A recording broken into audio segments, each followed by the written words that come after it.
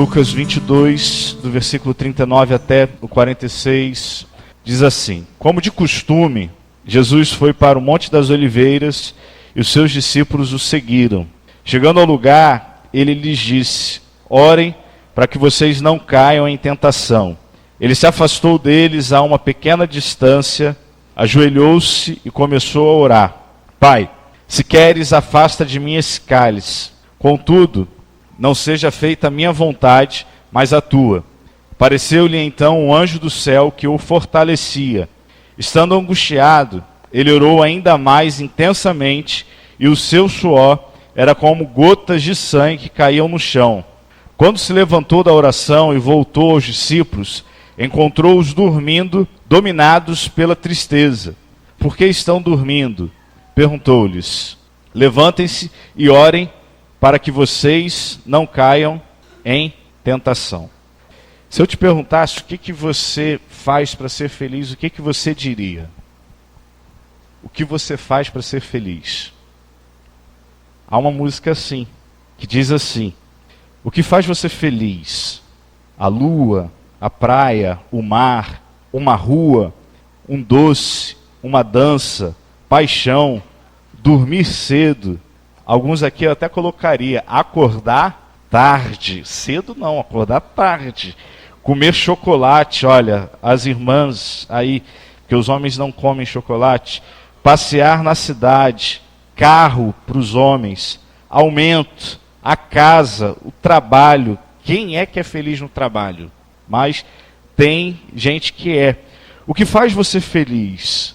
Arroz com feijão. Quem é feliz com arroz e feijão? Com ovo, né? Com bife, sem cebola. Matar a saudade. Goiabada com queijo. Olha a gula, hein? Cuidado. Um amor, um desejo.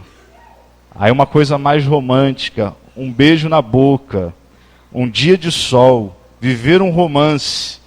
Essa última aqui eu acho que não está muito bem pra gente não. Jogar futebol. Não tem como não falar. Que vexame. Alguém ficou feliz terça-feira? Eu fiquei constrangido. Tem gente que fica feliz porque o outro está infeliz. Igual os argentinos estão chorando e a gente está como? Feliz. Rindo porque eles perderam. Não adianta, ficou em segundo, ficou em quarto. É a mesma coisa. Perdeu de 1 para a Alemanha, perdeu de 7-1. Todos estamos o quê? Eliminados, acabou. Mas poucas coisas, ou muitas coisas, tornam as pessoas felizes. Há uma universidade nos Estados Unidos que conseguiu, em 2012, pegar o homem mais feliz do mundo. Eu fico meio em crise com essas pesquisas de universidade, porque uma fala uma coisa e outra vem e fala outra. Mas o nome do cara é Matthew Ricard. Ele é PhD em biologia, ele é filho de filósofos, ele abandonou tudo para se tornar um monge budista. Porque entendeu que a felicidade, para ele, se resumia a isso.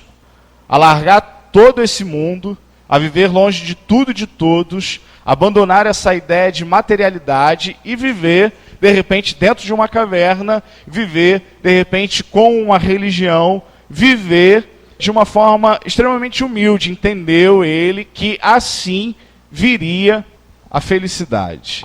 Há pessoas que acham que, de repente, a felicidade está num prato de comida, que a felicidade, de repente, está numa roupa que a gente compra, e aí, vias, Facebook da vida, que terapia de mulher é você, de repente, apresentar uma porção de pares de sapato, porque ali elas podem encontrar a felicidade e a cura dos seus problemas emocionais. E eu estou brincando com vocês, mulheres, não fiquem chateadas comigo, por favor, mas há essa noção de que felicidade é o tipo de coisa que a gente compra.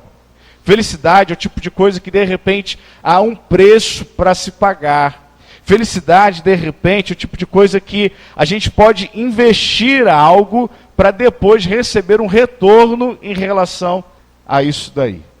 Só que muitos psicólogos da área comportamental e também alguns filósofos vão compreender que Felicidade é muito mais do que um lugar a se atingir, mas é um caminho percorrido.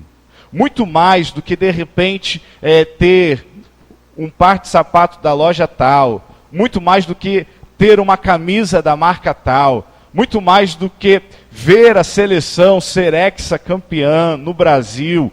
Muito mais do que trocar de carro a cada ano. Muito mais do que fazer aquele curso que a gente tanto desejou. Para alguns psicólogos e para alguns filósofos, felicidade é o caminho que a gente percorre. É a estrada que a gente constrói na nossa vida. Não é o tipo de coisa que acontece instantaneamente. Não é o tipo de coisa que a gente, de repente, pediu e aconteceu. Porque nessa perspectiva, as coisas vêm, as coisas vão. Nessa perspectiva, se a gente idealiza felicidade, de repente, como um lugar, felicidade como um objeto, as coisas vão embora. Quem é que não pagou, de repente, talvez R$1.000, R$1.500, achando que o Brasil chegaria na final, porque acreditou nisso e achou que o meu dia da felicidade vai ser dia 13 de julho. E hoje assistiu a Argentina e a Alemanha. Quem é que, de repente, não achou que a minha felicidade vai ser completa, ou eu vou ficar feliz quando eu terminar o meu curso de graduação? E aí termina o curso de graduação, e quando termina, ainda há aquela sensação de insatisfação. Pessoas que ainda continuam com um sentimento de vazio dentro delas, pessoas que ainda têm uma sensação de que, olha, a coisa ainda não chegou. Quantas pessoas talvez até pensem o seguinte, olha, eu estou infeliz, mas de repente quando eu casar, aí a coisa muda de figura. E muda mesmo. Muda mesmo, porque se antes você brigava quando namorava, você vai brigar quando casa, e aí você não vai poder, estou indo para minha casa porque a casa é a mesma. Se antes você virava para sua mãe e falava assim, poxa, estou com uma vontade de comer isso, e a sua mãe ou a sua avó, quem você foi criado, ia lá 10 horas, 11 horas da noite e fazia aquele prato delicioso. E aí você casou e falou assim, estou com vontade de comer isso. Fica na vontade. Aqui não é um gênio da lâmpada que você vai pedir e a coisa vai acontecer, não. Se antes você pensava, poxa, se eu casar e aí eu vou poder me livrar das contas aqui de casa. Quando você casa, aí que piora, filho. Porque antes você tinha um cartão do pai e da mãe, que você podia, pai, me dá um socorro aí e tal, e só dessa vez. E aí vinha outro mês, pendura de novo. E até hoje tem coisa pendurada, e por aí vai. Porque felicidade é muito mais do que esse lugar que a gente almeja, esse lugar que a gente idealiza, mas é o percurso que a gente faz. Então eu não sei a vida desse cara, esse Matthew Ricard, o que ele pensou sobre felicidade, ou se verdadeiramente ele é feliz, eu não sei. Mas o cara, segundo essa universidade, o cara é feliz. Aí um outro instituto do Rio de Janeiro fez uma pesquisa com 200 profissionais do Rio e de São Paulo e perguntaram qual é o fator de felicidade no trabalho. Eles disseram só uma coisa só. Chuta. Salário. Só que o dinheiro que vem também faz o quê? Vai. Aí se você se apega ao dinheiro que você recebe lá do seu trabalho, essa felicidade chega, mas essa felicidade faz o quê? Vai. E para alguns bolsos, essa felicidade vai muito mais do que vem. Para algumas famílias, essa felicidade vem muito menos e vai muito mais para pagar as contas. Aí começaram a estudar alguns sociólogos e psicólogos, depois do movimento de maio de 68, foi uma revolução na França, contra todas as instituições da França, e aí uma greve de 1 milhão de pessoas. E aí eles começaram a perceber que as pessoas queriam, porque queriam, viver a felicidade, encontrar a felicidade de alguma forma. O que eu mais quero é ser feliz. E esse lema, essa noção de vida, talvez essa perspectiva de vida, tem norteado a nossa sociedade até hoje, em que há uma, digamos assim, uma tirania, em que a gente precisa o tempo inteiro estar com um sorriso na boca, o tempo inteiro rindo, o tempo inteiro correndo atrás de algo que nos faça feliz. Amo muito tudo isso. E por aí vai. E aí até as nossas canções, evangélicas ou não, trazem esse aparato de que o que importa é você ser feliz. O que importa é você ter para que você consiga verdadeiramente ser alguém. O que importa é você poder dizer que você é feliz. Ainda que as coisas não estejam boas, ainda que as coisas não estejam ajustadas, a sociedade de hoje não nos permite viver um pouco tristes.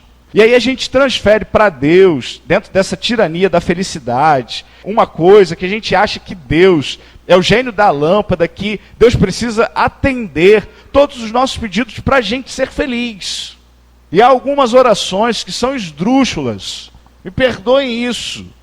Algumas orações que, assim, é claro que eu não sou Deus, mas que se eu e você, se a gente fosse Deus, a gente diria o seguinte: eu não vou responder esse cara. Corrente para perder quilo. Não existe isso, gente. Pelo amor de Deus, para perder, para emagrecer, o que você tem que fazer? Fechar a boca. O que Deus tem a ver com isso? Dá vontade de Deus falar assim: meu filho, você mete 2 Big Mac para dentro. Pega um copo de 700 ml, sai da igreja, vai para o Quinturas ou para o TEDs e aí mete o pé na jaca. E aí na segunda quer começar a dieta e eu te ajudando na dieta, meu filho, não tem nada a ver com isso. Há um filme que tem o Jim Carrey, que é chamado Todo Poderoso, que ele assume o papel de Deus, um filme interessante, e que tem uma sacada ali, que quando ele assume o papel de Deus, ele começa a responder os pedidos de oração. Só que no e-mail, ele respondendo todos os pedidos, só que chega uma hora que ele cansa, não consegue mais responder todos os pedidos. E aí o que ele faz? Ele seleciona uma resposta padrão para todos os pedidos. Qual é a resposta? Sim, yes. Bom inglês, yes. O que acontece? O mundo vira um caos. Todo mundo que orou pedindo a Deus para ganhar na loteria, Deus disse sim. E as pessoas ganharam assim centavos. Todo mundo pediu. Alguém pede a Deus isso daqui? Alguém pede? Não. Que bom. Porque Deus não tem nada a ver com isso também. Mas a gente acha que Deus talvez tenha a obrigação de dizer sim para todos os nossos pedidos, porque assim a gente vai ser feliz. E a gente acha que de repente a nossa fé, a nossa oração, ela se torna grande ou ela se torna verdadeira à medida que Deus responde sim aos nossos pedidos. Ainda que sejam orações legítimas. Você que ora de repente pedindo um emprego, você que ora de repente pedindo uma promoção na sua empresa, você que ora pedindo para que o seu chefe pare de te perturbar, pare de te assediar, você que ora de repente pedindo por uma intervenção de Deus na saúde de alguém da sua casa, orações legítimas, orações sinceras, corações quebrantados. Mas por trás disso tudo, há um desejo inconsciente de que tu cumprirás o desejo do meu coração. Se eu te buscar, há um desejo inconsciente de que Deus precisa responder todas as nossas orações com sim. Toda vez que a gente dobra o nosso joelho, toda vez que a gente tem um momento de oração, inconscientemente, a gente transfere para Deus essa possibilidade, ou conscientemente, tanto faz, de Deus dizer sim para as nossas orações. E aí só assim, diante do sim de Deus, é que a gente pode dizer assim: olha, temos por lutas passadas, mas agora eu estou feliz. Raras são as pessoas que diante do não de Deus, elas se sentem felizes. Raras são as pessoas que diante de uma petição a Deus, diante de um momento de quebrantamento a Deus, elas oram, elas choram, elas fazem como Jesus fez aqui 3 vezes. Pai, se possível, afasta de mim esse cálice. Por 3 vezes orou e Deus disse não. Mas poucas são as pessoas que se levantam como Jesus diante do não de Deus e vão cumprir a obra de Deus.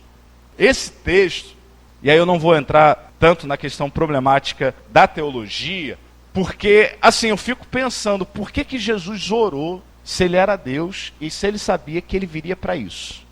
Essa é uma pergunta que eu vou fazer quando eu chegar no céu. Jesus veio para quê? Morrer aonde? Na cruz.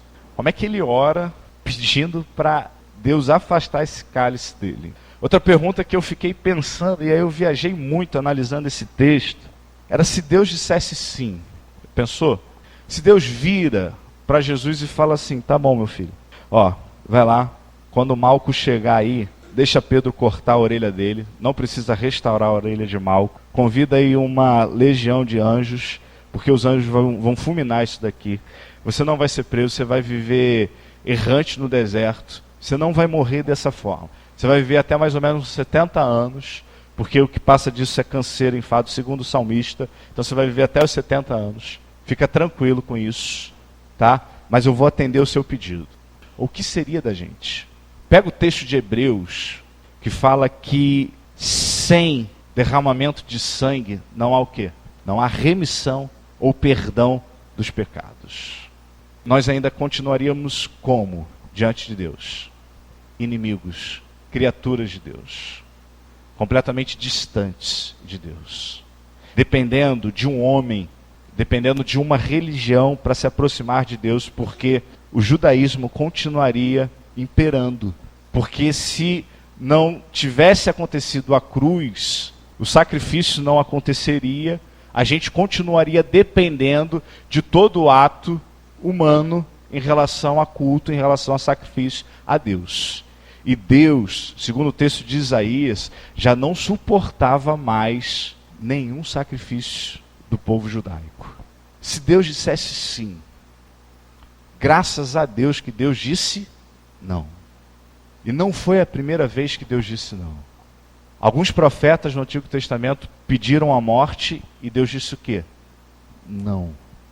O povo de Israel, lutando algumas vezes, algumas batalhas, pediram a intervenção de Deus e Deus disse não. Por que será que a gente hoje, 2000 anos depois, tudo que a gente pedia a Deus, Deus tem que dizer sim? Por que será que a gente hoje, cheio de maldade, tanto quanto aquela turma lá de trás, a gente vai orar e vai orar com fé e Deus vai dizer sim? É uma coisa de doido isso. Ah, pastor, mas a Bíblia diz que se a gente pedir com fé, crendo, recebereis. Me fala alguém aqui com mais fé do que Jesus. Tem? Você chuta alguém aí? O Filho de Deus, o Verbo encarnado, ele chega e fala assim, Pai, se for possível, afasta de mim esse cálice. Só que o texto continua. Contudo, versículo 42, não seja feita o quê? A minha vontade, mas a tua. Há dois teólogos que trabalham essa questão de petição na oração e soberania de Deus, que eu achei interessante. Um deles é o Ronald Goetz, que ele diz o seguinte: Deus atua em resposta à oração, mas com intrigante imprevisibilidade. Deus poderia atuar sozinho, ignorando a nós e as nossas orações. Ou então, poderia deixar tudo em nossas mãos, sem se envolver diretamente com a história humana. Já o teólogo Karl Barth, ele vai dizer que não há problema nenhum em juntar a soberania de Deus com as orações, porque Deus quer ouvir os nossos pedidos. E a gente vai lembrar do texto de Jeremias, capítulo 33, versículo 3. Clama a mim, e responder-te-ei, e anunciar-te-ei coisas grandes e ocultas que não sabes. Como é que a gente consegue negociar isso? Esse texto, muito mais do que o sim ou não de Deus, esse texto trata da resposta de Jesus mediante o não de Deus. E para mim isso é fé, para mim isso é maturidade espiritual, para mim isso é oração perfeita. Porque olha, há uma manifestação do Filho, do Jesus homem, há um desejo do Jesus homem que fala assim: Pai, se queres, afasta de mim esse cálice, contudo não seja feita a minha vontade, mas a tua. Há lá em 1 João, capítulo 5, versículo 14, fala que Deus responde a gente segundo a vontade dele. e não segundo a nossa. E muitas vezes, o não de Deus é muito melhor do que o sim que a gente busca fora dele. Você imagina se Jesus se rebelasse e falasse assim: Pai, eu não vou para a cruz. E ele teve essa possibilidade. Ele poderia, num ato só, dizer assim: ó, eu não quero isso. Disse aqui no culto de Páscoa, que a gente fez esse ano, que Jesus tinha 18 possibilidades para intervir naquele julgamento. 18 brechas, 18 direitos que foram tirados dele, e que se ele levantasse e falasse assim: olha, pela ordem, tem alguma coisa errada nesse julgamento, e a coisa tem que acabar. Eu não posso ser julgado dessa forma. Só que ele escolheu isso. Ele decidiu isso. Embora ele tenha pedido ao Pai que o Pai afastasse esse cálice, ele aceitou a vontade de Deus. Ele entendeu que o não de Deus naquele momento era o sim para a gente. Porque se ele aceita o sim, ou se ele corre atrás do sim, seria um não de Deus para mim e para você. Então o não de Deus para Cristo nesse texto foi a melhor coisa que poderia ter acontecido. A grande crise nossa hoje, diante dessa tirania da felicidade, é que a gente está transferindo para Deus um Deus realmente de mil e um desejos. Tem que atender, tem que responder, tem que cumprir, tem que restituir. Os sonhos que foram embora, restitui. E se Deus não quiser? E se Deus não restituir? E se a gente for mais a fundo, restitui, eu quero de volta o que é meu. O que tinha sobre mim e sobre você, antes de Deus agir na nossa vida? Uma condenação eterna. Eu não quero que Jesus restitua isso para mim, não. Ah, pastor, está pegando pesado. Não, a gente precisa entender qual é a lógica do mercado, que segue a lógica do mundo. Sabe, a gente precisa compreender que Deus é soberano, ouve as nossas orações, e Ele responde sim ou não. Nem sempre Deus vai responder que sim.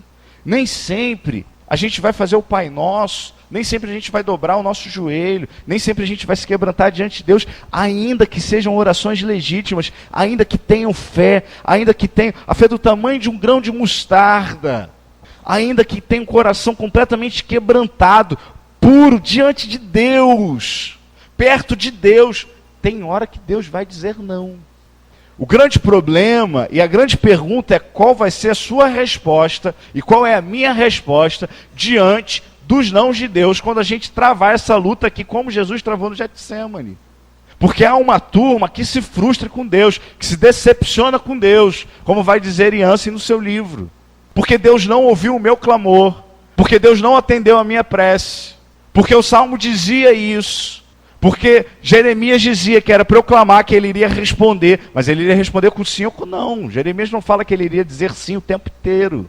Sabe, a gente precisa crer que o não de Deus, não às vezes, mas o tempo inteiro, o não de Deus é a melhor resposta que a gente poderia ter.